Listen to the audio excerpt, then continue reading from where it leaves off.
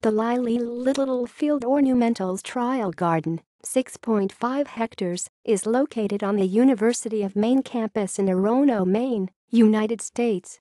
It consists of two parts: the Littlefield Garden, housing the permanent collection of woody and herbaceous ornamentals, and the research center dedicated to research. The Littlefield Garden is open to the public every day of the year. Littlefield Garden was founded in the early 1960s by Lyle E. Littlefield, then Professor of Horticulture. Since then, the garden has collected over 2,500 woody and herbaceous plants, with special emphasis as follows: 210 crabapple varieties, 180 lilacs, 150 rhododendrons, and 35 magnolias. The 15,000 square feet Roger Clapp Greenhouses are also located on the University of Maine campus. The greenhouses contain over 200 species of tropical and desert plant species from throughout the world. See also: Profile by the University of Maine. List of botanical gardens in the United States.